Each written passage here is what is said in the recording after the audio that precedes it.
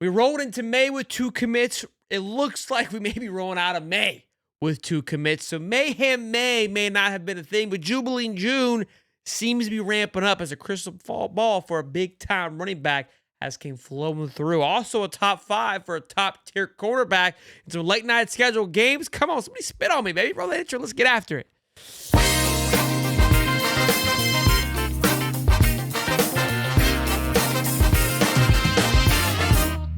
Crystal ball for the running back isn't on the board. Roll the sound. Cha-ching. Good answer. Good answer. Welcome back to the show, ladies and gentlemen, to Hightop Sports. You're going to get right after it, right into it. First order of business, the big one here. That's not what we're talking about. The cornerback here. 5-star cornerback, I believe. The number 4 cornerback in the country. Justice Fitzpatrick drops his top 5. And look, I know how this thing works. Sean, who cares about a top 5?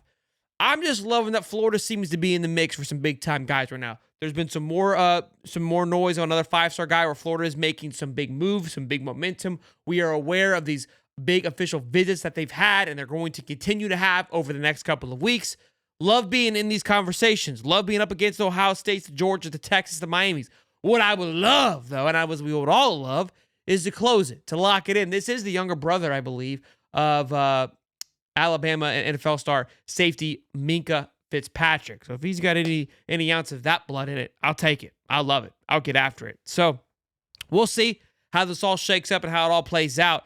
Georgia usually does a pretty damn good job of landing their top tier cornerbacks alongside Texas as well. So I imagine it will be a dogfight. But for the fact that his brother played at Alabama and Alabama is in top 5, you got to like it. You got to like it. Look, we'll see how it shapes up towards the end. But here's why we're here. Here's what we want to talk about. 4-star running back Carson Baker has been crystal ball today by the old Will Fong. Gotta love that.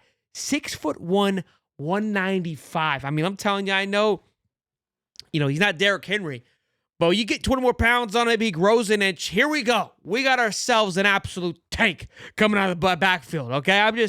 This one has me fired up here. He visited this past weekend. This was that weekend with the one that was essentially created for Ocho Felix, essentially. I believe this is who that was for, right? I don't know. There's so many names flying around in my head, but this past weekend that we had, he was there. You could see the picture down below. There was a crystal ball for Ohio State, but after this big weekend they had, this massive visit, he said that Napier and Jaluk made him feel like a top priority. And look, here's my thing. Out of all the positions in the world, I mean, out of all the position groups, if there is a group that if we want a guy, and if we want him, we should be able to get him. Okay? And if there's a group where I don't feel that you need to get the top tier guys to be effective, it's going to be the running back room. I feel like you get 1 through 15, the lines like this of the differential. I mean, we've learned that from the past of our guys. Jaden Ball, 3-star guy. Katie Daniels, 4-star guy, but I don't want to say it was in the top 10 for running backs. So Jacoby Jackson's JUCO. And again, Cole Kublik's putting those guys in the top running back room in the country for the SEC. So I don't believe that you need to go and get the number 1 guy. You just need to get yourself a guy that you believe in. And if there is a coach and a group that know how to look at a running back and say, yeah, that kid's got it, and you're going to fit here really well, and we're going to show you how you're going to fit really well, it's Florida. So this one to me has got to feel like a lock here, and I love his size. I'm a big guy when it comes to 6'1", 6'2" running backs. Those guys just fire me up, and I know that if he gets into our strength and conditioning program, he's going to be easily sniffing 210. And I tell you what, he's going to be a bulldozer coming out of there. And bulldozer, I might be wrong because the guy's running a 10.6 and a 100-meter dash. Ran for 145 times for 1,200 yards and 13 touchdowns as a junior. So we'll see what he's able to do come this senior year. But the crystal ball's flowing in. Could we see this happen in the Jubilee June era? Could we have ourselves a big month of June? I got to tell you, we need to. We need to. I'm not panicking yet. I know the comment section, you guys are still hooting and hollering, wanting yourself some love for another commit, and I hear you. I'm alongside with you.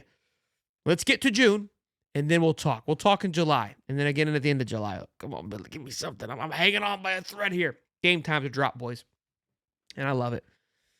So, I mean, people complain. We always do. There's always going to be complaints. But Long Island iced tea at 7 p.m. on Saturday. At first, I wasn't a huge fan. I kind of wanted a 12 p.m. Why? I don't know. I don't know why I wanted it, but it just felt right. I was kind of planning the day that it would, no way, it's not going to be a 12. But that sounds awful, if we're being honest. A 7 p.m. game, a night game in the swamp, first game of the year, DJ Lagway's first inaugural kickoff season, right, as the starter, if you will. Let's put on the big lights. It's a recruiting opportunity. Take a game that necessarily wouldn't be sexy, make it as sexy as you possibly can. What do? You put a Band-Aid on it, you make it a night game. I love it. I'm all about it. I think it's fantastic, and I think it's going to make that day even more exciting just because the anticipation going into the season, I think, is going to ramp up to be absolutely tremendous. And also, eat your heart out, Thomas Castellanos from FSU. That's how you get a primetime game. I digress. 4:15 for USF. I don't mind this one either. Why I don't mind it? Because it's going to be right after the 3:30 kickoff game, so it'll be ending after those primetime games at 3:30, and then kind of carries me into those 7:30 primetime games. So sweet spot for USF. And then you get me at night again. I know some of y'all hate it. I love going to LSU at night. I do. It sucks, right? You don't want to play in it, but I love it. I want to be in rockin' and rollin' Death Valley, pitch black. Both teams more than likely going to be undefeated going into this sucker. Give it to me. Give it to me every which way that you can. I love it. I know you guys will give your thoughts and opinions about it, but so far, like in 3:30 Georgia, there's a no-brainer on that one. But those first 3 time slots, I actually genuinely like them. New games kind of suck too. Let's be honest with you. 3:30 USF would just feel weird. 4:15 seems perfect personally. But 7 o'clock for Long Island Iced Tea, I love it. I think it's going to be awesome. I think it's perfect. And again, 7:30 LSU, that nighttime game is you can't get any better than that. You really can't. I know you guys want to come. I saw some complaints on the Twitter about it saying, like, why do we have to do this? Horrible mindset. I want it. Give it to me. Okay? It's going to be hard? Good. It's going to be dark and loud? Good. Sign me up. Where do I sign? So listen, especially in this new era of college football with the 12-team playoff, right? I wrote about it in the article with Brian Kelly talking about wanting to add a 9 SEC conference schedule alongside adding a Big Ten game, right? So 10 games will be either all SEC teams plus a Big Ten and then 2 randos. And I loved it. And I go, if you look at it, there's multiple reasons. I kind of have my conspiracies that the SEC and Big Ten are going to go create their own league. That was theory 1.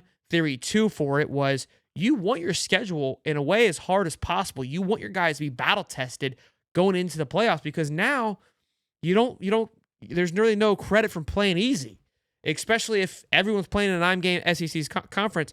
How can I give myself an edge if I do lose a 3rd game? Where am I going to squeak past somebody who maybe lost 2?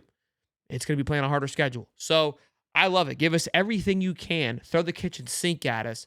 So come early December, the boys have been tested. The boys went to LSU at night. The boys brought Arch Manning to Texas into the crib. We went to Ole Miss and played Austin Simmons and Lane Kiffin in the dark. We went and played 5-star quarterback Gunnar Stockton and Duval. Like, I want everything that you can to throw at this team because come playoff time, the boys need to get after it. I would say you can, no matter what time you put that Miami game, Florida's going to sell it out anyway, so it's going to be a home game for us. So it doesn't really matter what time they do for that game because it will be just an extra home game for the boys. But let me know how you feel about the schedule. Let me know how you feel about the recruiting so far. I know you guys hate it, but I love to just sometimes get your thoughts and opinions about it if I can. Smash the like button, subscribe. I'll see you boys in the next one. Happy Thursday. Y'all be good. Peace and love, baby.